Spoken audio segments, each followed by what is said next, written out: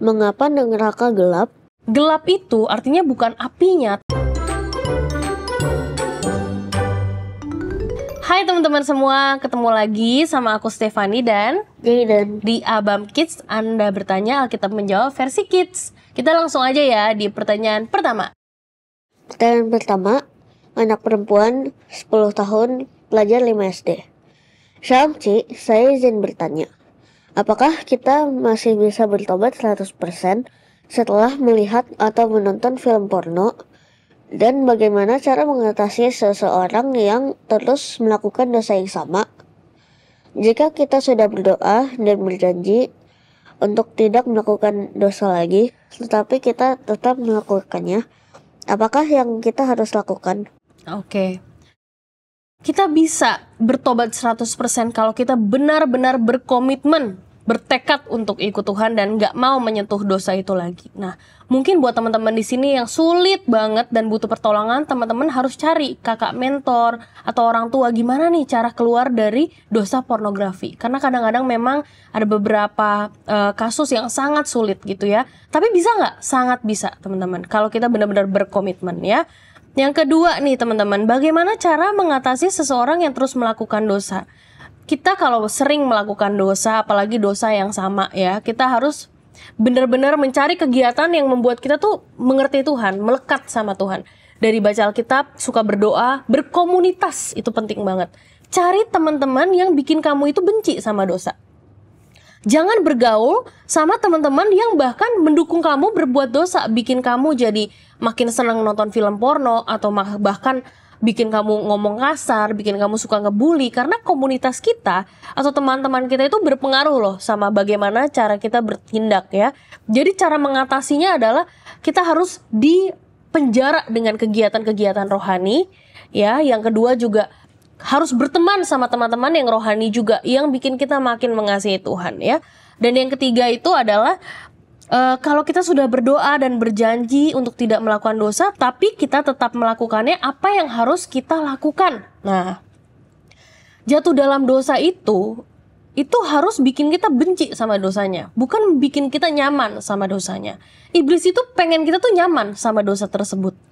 Tapi kita nggak boleh ada di situ. Kita harus waktu diuji ya, waktu kita bahkan dihasut, ayo bikin dosa. Disitulah letak kita tuh berkomitmen kalau aku nggak mau lakuin lagi, aku nggak mau lakukan lagi gitu.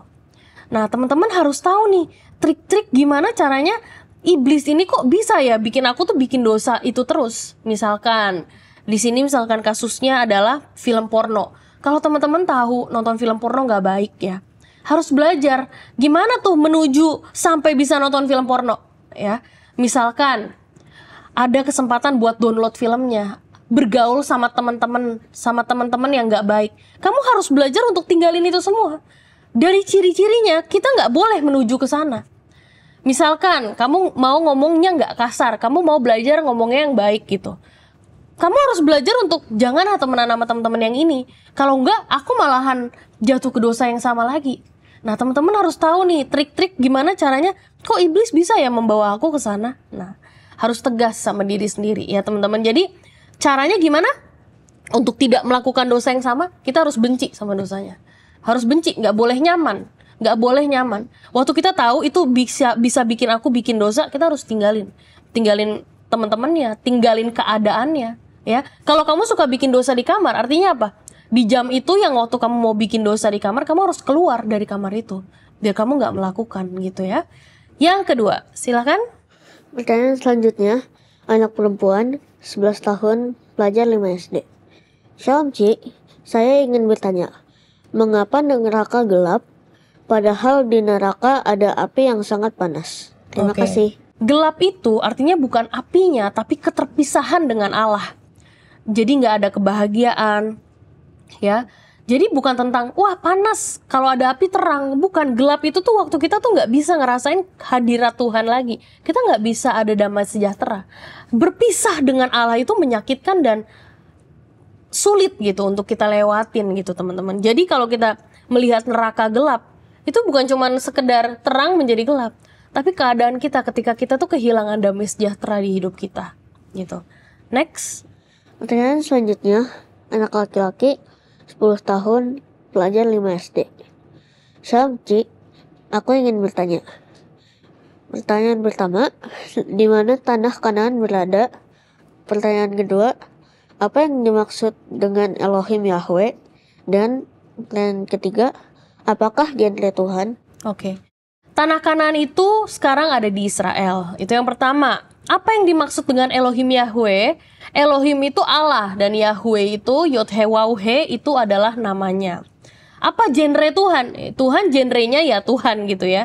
Nggak ada duanya gitu ya. Oke teman-teman. Yuk, next. Pertanyaan berikutnya, anak perempuan 10 tahun, pelajar 5 SD. Mengapa Kak Fani cantik banget? Dan bagaimana cara supaya dibelikan Ferrari sama orang tua? Mengapa Kak Fani cantik banget? Makasih ya udah bilang aku cantik. Dan yang kedua, bagaimana caranya supaya dibelikan Ferrari sama orang tua? Waduh, jawabannya adalah kamu harus belajar yang benar biar kamu dewasa ya. Kamu jadi orang yang berhasil dan kamu bisa beli Ferrari dengan uang kamu sendiri. Oke? Belajar yang benar dari sekarang. Yang pastinya apa? Harus jadi anak yang menyenangkan hati Tuhan. Oke? Next question. Pertanyaan berikutnya, anak perempuan 10 tahun, pelajar 5 SD. Salam Ci, saya izin bertanya. Kenapa menjadi orang lesbian tidak baik? Dan apakah seseorang yang lesbian berdosa? Nah, jawabannya aku adalah lesbian itu tidak diizinkan Tuhan. Karena memang pria itu harus dengan wanita, bukan wanita dengan wanita. Begitu. Next question. Pertanyaan berikutnya, anak perempuan 10 tahun, pelajar 5 SD. Salam Ci, sudah terbuktikan bahwa Tuhan Yesus ada. Tetapi, mengapa tokoh-tokoh agama Islam hampir sama dengan tokoh-tokoh agama Kristen? Nah, di sini aku akan menjelaskan ya sejarahnya tuh begini teman-teman. Perjanjian lama itu sudah ada 1500 tahun sebelum ada agama Kristen, ya. Dan agama Kristen itu pakai kitab orang Yahudi yang ditambah Injil, teman-teman. Setelah itu 600 tahun kemudian baru ada agama Muslim. Nah, di situ jadi teman-teman bisa tahu ya jawabannya. Oke, next question. Pertanyaan berikutnya, anak perempuan 11 tahun, pelajar 5 SD. Gimana caranya supaya kita bisa membuat orang tua kita senang? Nah, membuat orang tua kita senang itu caranya kita harus nurut sama perkataannya. Jangan berbohong ya. Terus jangan melakukan yang orang tua kita nggak suka. Tapi sebenarnya teman-teman, menyenangkan hati orang tua kita itu tuh sebenarnya mudah kalau kita mengasihi Tuhan. Karena kalau kita mengasihi Tuhan, kita akan melakukan apapun untuk Tuhan. Dan kalau kita melakukan apapun untuk Tuhan, pasti orang tua kita senang juga. Kalau kita mengasihi Tuhan, kita pasti rajin belajar dong. Pasti rajin berdoa, rajin apalagi nggak jadi anak yang jahat, rajin menolong orang tua kita, ya kan? Omongan kita juga baik, kita nggak mungkin marah sembarangan, kita nggak mungkin ngelawan orang tua. Itu bentuk rasa kita mencintai Tuhan. Ya, jadi kalau kita mau menyenangkan orang tua apa? Mencintai Tuhan. Yang kedua apa? Mencintai orang tua kita. Jadi bentuk dari kita mencintai Tuhan adalah kita melakukan apapun untuk kesenangan orang tua kita juga. Dan akhirnya untuk kesenangan Tuhan. Oke, next. Pertanyaan berikutnya, anak perempuan 10 tahun, pelajar 5 SD. Salam Ci, aku ingin bertanya, apa arti hidup kita?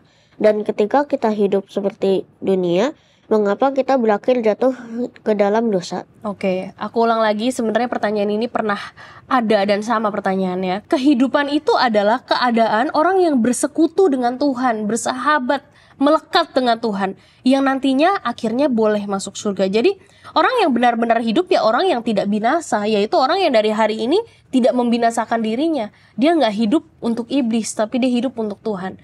Kelihatan dari mana? Kelihatan dari kehidupan kita sehari-hari. Dan ketika kita hidup seperti dunia, mengapa kita berakhir jatuh ke dalam dosa?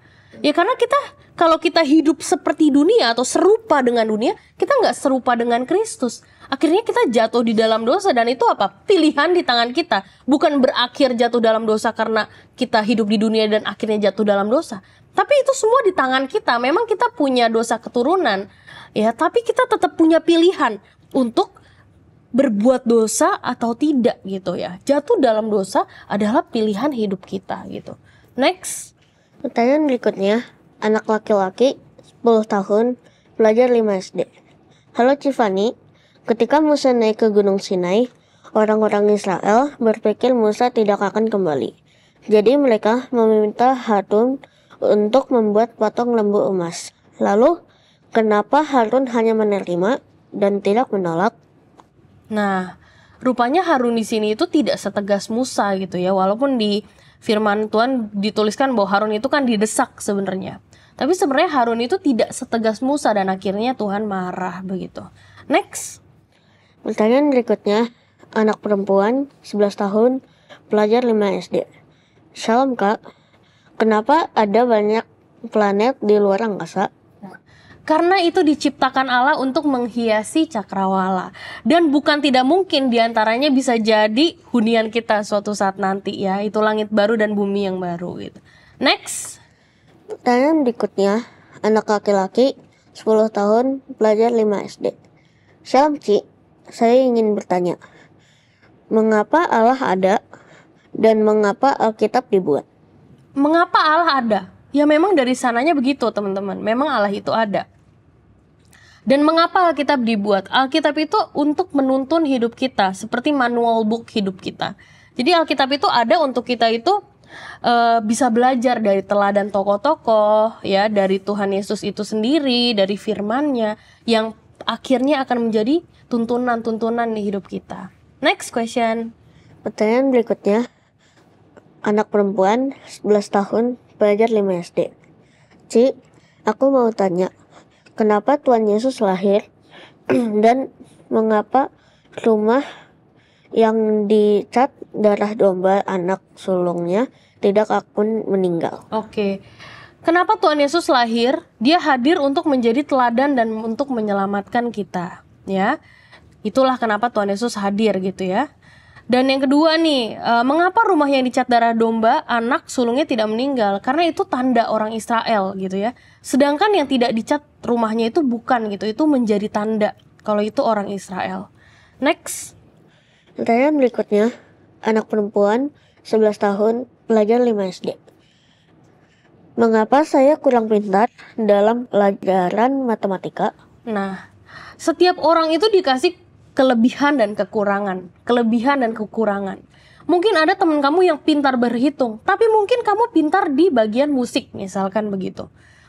Jadi kalau kita nggak pintar di dalam pelajaran matematika, bukan berarti kita gagal atau bodoh di semua bidang gitu ya teman-teman. Tapi apa yang paling penting? Yang paling penting tuh rajin sebenarnya. Karena matematika itu bisa dipelajari, mungkin bukan keahlian kita. Seperti teman kita yang, wah kalau hitung, kalau diajarin ngertinya cepet, kok kita lama ya. Tapi kalau main musik, waduh, baru dia nyanyi kita langsung bisa pencet, itu nadanya di sini. Mungkin keahlian kita di musik, bukan di hitungan gitu. Tapi kalau misalkan sekolah, itu bukan tentang pintar atau bodoh, tapi tentang rajin atau tidak. Jadi kalau misalkan kita nggak suka pun, atau itu bukan keahlian kita ya, kita harus rajin. Kita harus rajin biar nilai kita baik gitu. Mungkin kita nggak suka, mungkin bukan keahlian kita, tapi bukan berarti kita malas gitu. Next question. Pertanyaan berikutnya, anak perempuan 10 tahun, pelajar 5 SD. Ci, apakah Yohanes itu nabi? Dan kenapa mamaku selalu marah-marah? Nabi itu artinya menyampaikan firman. Jadi Yohanes itu juga nabi. Nah, kenapa mama aku selalu marah-marah? Mama kamu bukan selalu marah-marah, tapi mama kamu selalu mengasihi kamu. Jadi mama kamu itu selalu berpikir gimana caranya kamu gak gagal. Gimana caranya kamu jadi anak yang baik. Gimana caranya kamu jadi anak yang semakin bertumbuh setiap hari. Mungkin cara berbicaranya nadanya tinggi, marah seakan-akan. Tapi itu rasa cintanya keluar untuk kamu ya. Jadi mama kita itu sayang banget sama kita. Jadi bukan selalu marah-marah, tapi mama selalu mau mencintai kita, mau mengasihi kita dengan caranya. Yang kadang-kadang mungkin kita nggak ngerti. Tapi yang harus kamu tahu, itu cara mama mencintai kamu. Dan mama kita itu wakilnya Tuhan loh di bumi ini. Jadi kalau mama ngomong sesuatu, mama ajarin kita harus nurut. Itu juga cara Tuhan mengajarkan untuk kita.